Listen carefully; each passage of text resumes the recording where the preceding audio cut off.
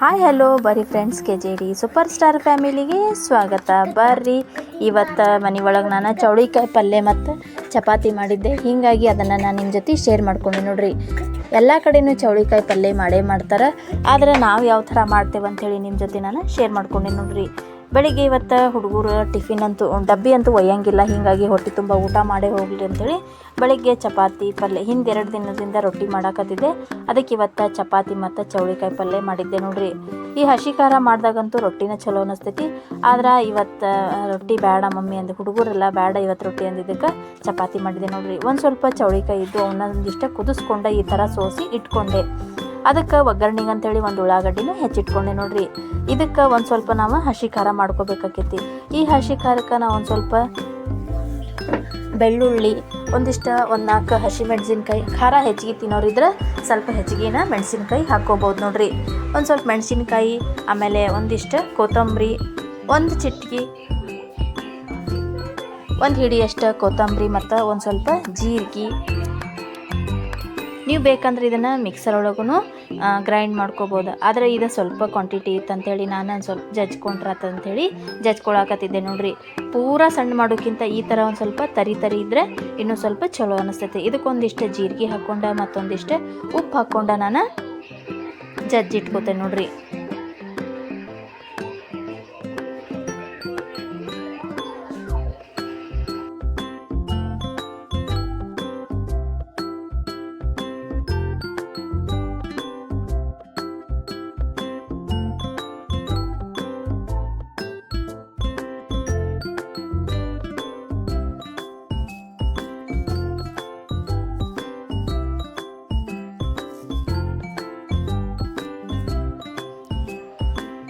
ಬೆಳಿಗ್ಗೆ ಎದ್ದ ತಕ್ಷಣ ಹುಡುಗರು ಮಾತ್ರ ರೊಟ್ಟಿ ಪಲ್ಯ ಚಪಾತಿ ಪಲ್ಯ ಇವನು ತಿಂದು ಹೋದ್ರೆ ಮಧ್ಯಾಹ್ನ ಮಟ್ಟ ಈಗ ಎಕ್ಸಾಮ್ ನಡೀಕತ್ತಾವು. ಹೀಗಾಗಿ ಎಕ್ಸಾಮ್ರೊಳಗೆ ಟಿಫಿನ್ ಅಂತೂ ಬಿಡೋಂಗಿಲ್ಲ, ಮತ್ತು ಶಾರ್ಟ್ ಬ್ರೇಕು ಇರೋಂಗಿಲ್ಲ. ಬೆಳಗ್ಗಿನ ಹೊಟ್ಟೆ ತುಂಬ ತಿಂದು ಹೋಗಲಿ ಅಂಥೇಳಿ ರೊಟ್ಟಿ ಚಪಾತಿನ ಹೆಚ್ಚಾಗಿ ಮಾಡಿರುತ್ತೆ ನೋಡ್ರಿ. ಒಂದು ಇದಕ್ಕೆ ಪ್ಯಾನ್ ಇಟ್ಕೊಂಡು ಪ್ಯಾನ್ ಒಳಗೆ ಒಂದು ಸ್ವಲ್ಪ ಎಣ್ಣೆ ಕಾಸಿದ ಮೇಲೆ ಅದಕ್ಕೊಂದು ಸ್ವಲ್ಪ ಜೀರಿಗೆ ಸಾಸಿವೆ ಹಾಕ್ಕೊಂಡು, ಸಾಸಿವೆ ಜೀರಿಗೆ ಚಟಪಟ ಅಂದ ತಕ್ಷಣ ಒಂದು ಸ್ವಲ್ಪ ಕರಿಬೇವು ಮತ್ತು ಉಳ್ಳಾಗಡ್ಡಿನೂ ಹಾಕೋತೇನೆ ನೋಡ್ರಿ. ನೀವು ಈ ರೀತಿ ಒಂದಿನ ಚೌಳಿಕಾಯಿ ಮಾಡ್ಕೊಂಡು ನೋಡ್ರಿ, ಭಾಳ ಅಂದ್ರೆ ಭಾಳ ರುಚಿ ಅನ್ನಿಸ್ತೈತಿ.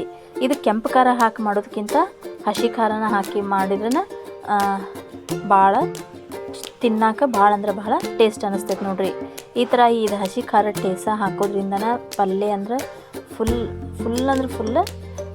ಭಾಳ ಅಂದ್ರೆ ಭಾಳ ಚಲೋ ಅನ್ನಿಸ್ತೈತಿ.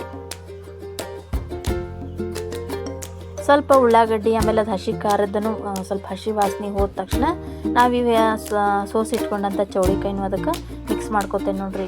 ನಾನು ಆಗಳಿನೂ ಒಂದು ಸ್ವಲ್ಪ ಉಪ್ಪು ಹಾಕ್ಕೊಂಡಿದ್ದೆ, ಈಗ ಒಂದು ಸ್ವಲ್ಪ ಉಪ್ಪು ಹಾಕೋತೇನೆ.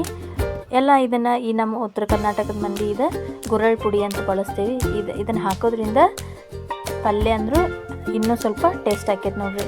ಅದನ್ನು ಹಾಕಿ ಒಂದು 5-10 ನಿಮಿಷ ನಾವು ಸಣ್ಣ ಉರಿ ಒಳಗೆ ಇದನ್ನು ಬೇಯಿಸ್ಕೊಂಡು ಒಂದು ಸ್ವಲ್ಪ ಅದ ಜಾರ್ ಒಳಗೆ ನಾನು ನೀರು ಹಾಕ್ತಿದ್ದೆ ನೋಡ್ರಿ. ಅಷ್ಟೇ ನೀರೊಳಗನ ಇದನ್ನು ಕುದಿಸ್ಕೊಂಡ್ವಿ ಅಂದ್ರೆ ನಮ್ಮ ಪಲ್ಯ ರೆಡಿ ಆಯ್ತು ನೋಡ್ರಿ. ನೀವು ಇದಕ್ಕೆ ಬೇಕಂದ್ರೆ ಒಂದು ಸ್ವಲ್ಪ ಹುರಿದ ಶೇಂಗಾದ ಪುಡಿನೂ ಹಾಕೋಬೋದು, ಇಲ್ಲ ಒಂದು ಸ್ವಲ್ಪ ಹಸಿ ಕೊಬ್ಬರಿ ಇದ್ರೆ ಅದನ್ನು ತುರಿದು ಹಾಕೋಬೋದು. ಅದೇನು ಬೇಡ ಅಂಥೇಳಿ ನಾನು ಇಷ್ಟ ಚಲೋ ಅನ್ನಿಸ್ತೈತೆ ಅಂಥೇಳಿ ಈ ರೀತಿ ಮಾಡ್ಕೊಂಡೆ ನೋಡ್ರಿ. ಇದಕ್ಕೆ ಚಪಾತಿನೂ ಚಲೋ ಅನ್ನಿಸ್ತೈತಿ ಮತ್ತು ಜೋಳದ ರೊಟ್ಟಿನೂ ಚಲೋ ಅನ್ನಿಸ್ತೈತಿ. ನೀವು ಈ ರೀತಿ ಒಂದಿನ ಮಾಡ್ಕೊರಿ. ಮತ್ತೆ ಸಿಗ್ತೇನೆ ಮುಂದಿನ ವಿಡಿಯೋದಾಗ. ನಮ್ಮ ಚಾನಲ್ ನಿಮ್ಗೆ ಸೇರಿದ್ರೆ ಲೈಕ್ ಶೇರ್ ಸಬ್ಸ್ಕ್ರೈಬ್ ಮಾಡಿರಿ ಮತ್ತು ಫಾಲೋ ಮಾಡಿರಿ. ಬಾಯ್.